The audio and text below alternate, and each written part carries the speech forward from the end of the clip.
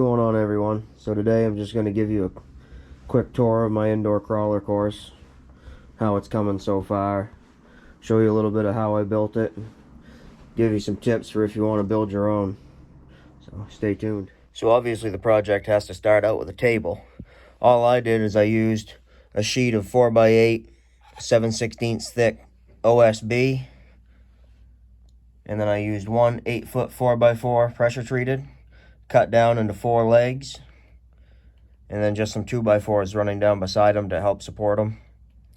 Plenty rugged enough for how light this table is. The heaviest part on it is these real rocks in the rock garden, so it should hold up no problem at all. It's not like it's going to be moved all that much. Once it's finished, it's going to be backed over into the wall, and there it will sit. So you certainly don't have to get too fancy with it. You're not building a dining room table, you're just building something to build a little crawler course on.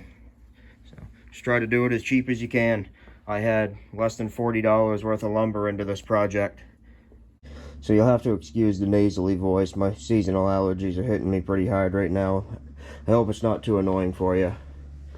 So where I started was just a bunch of empty boxes and old packing foam and packing paper to build up the bulk of the terrain. And then I went over top of that with some spray foam insulation, as well as some foam board in some spots to build up certain areas like this little hillside here, as well as to add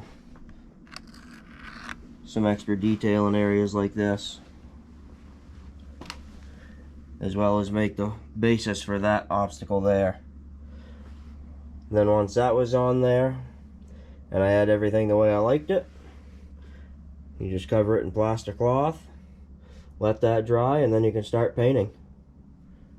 So it's kind of cool right now where one half's kind of a before and the other half's almost an after. I've got this side just about done. I'm just waiting on some supplies to show up to do a little bit of foliage and some extra detailing here and there. So this is the plaster cloth I used. It's Craft Smart brand. I found this at my local Michael's. Just comes in a roll. Cut it into the size you need.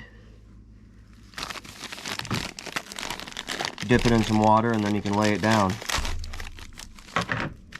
Pretty easy stuff to work with. You can get it in these 4-inch wide sheets, and you can also get it in 8-inch wide sheets. So I've only got a little bit of an area I've got left to finish up. But I like to cut it about 8 to 12 inches long, somewhere in that neighborhood, maybe a little longer if I've got a certain size spot that I need to cover. But just cut it with a regular pair of scissors. Like I said, it's pretty easy stuff to work with. It is a little messy. While it's still dry, it's fairly dusty. Now the plaster cloth step certainly isn't necessary. You can just throw some spray foam down, throw some paint on it, and have plenty of fun. But for me, I really wanted to make this look as realistic as possible. And using the plaster cloth really helps to smooth everything out and really make it look more like natural rock formations once you get everything painted. But if you are going to go with the plaster cloth route, keep in mind you're going to need quite a bit of it. This course here is 4x8 feet.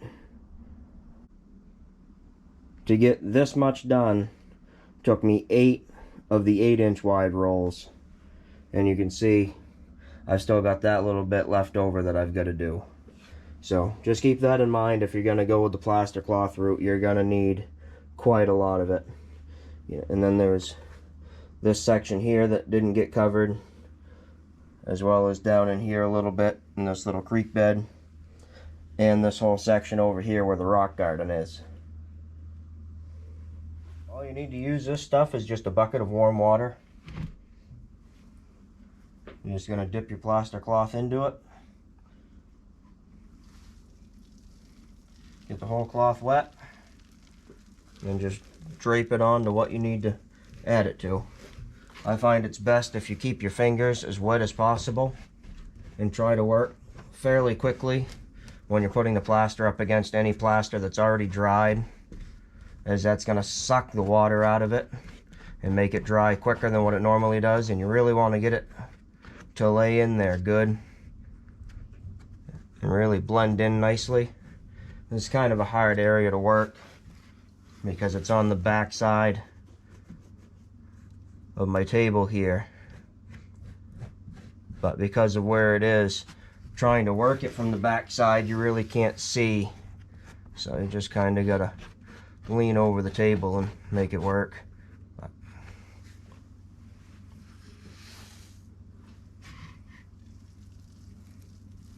Stuff has a pretty good working time to it.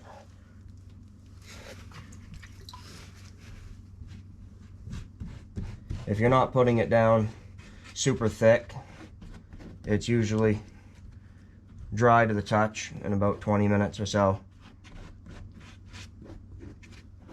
I recommend letting it sit, at least a few hours before you try to paint it. Basically, make sure it's completely hard to the touch. I've found a good rule of thumb is once it's not cold to the touch anymore, it's dry enough to really start to work with it. I usually like to cut a few strips to some different lengths, cut some shorter, some longer, just so you've got some variety to work with and you can really pick what size piece is going to work best for whatever you're trying to cover.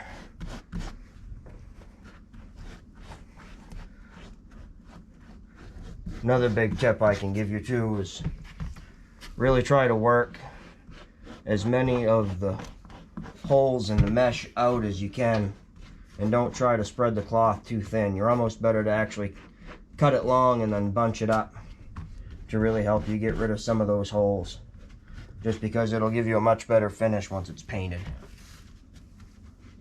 But I don't worry about getting it perfectly flat or anything like that. Any ripples in it will just add to the terrain that you're building anyways. But about the most important thing I can tell you is just keep your hands wet. If your hands start to get too dry, they'll start to stick to the cloth. It just makes it harder on yourself when you're trying to pull it out.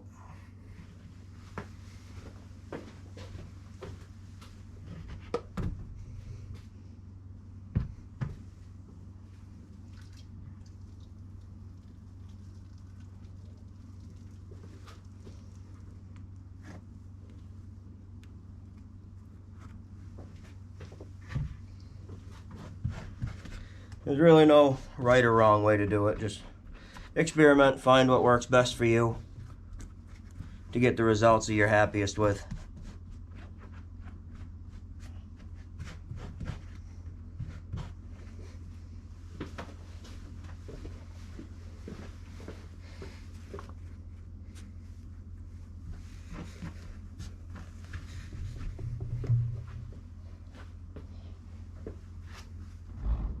Now for the painting stage, you don't have to get too fancy with it.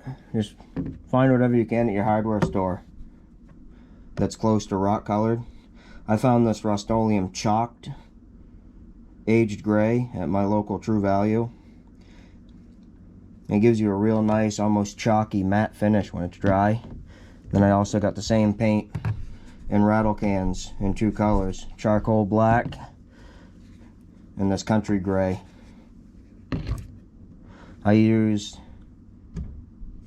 this paint for my base layer and cover everything with it, and then I'll go in with these two colors in the rattle cans, just dusting over everything to start to give a little bit of color variation.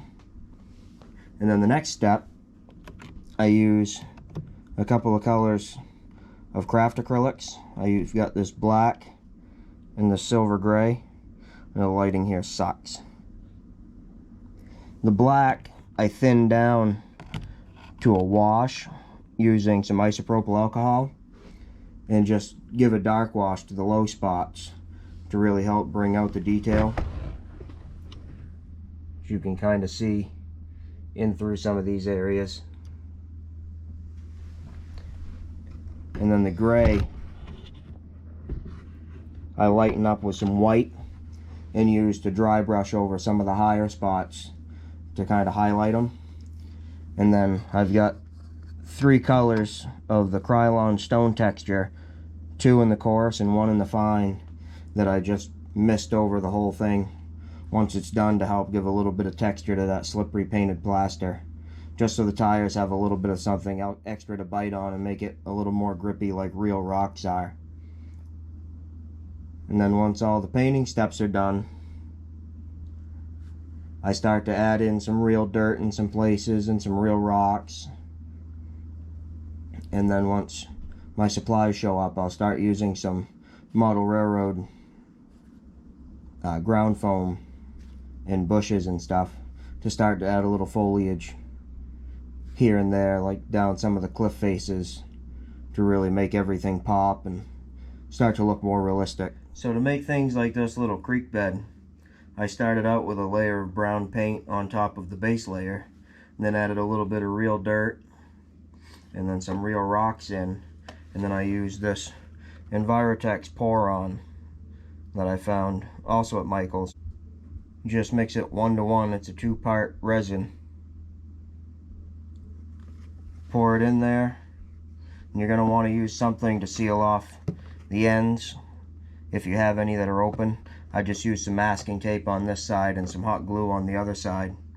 That way you don't have any leakage where you don't want it.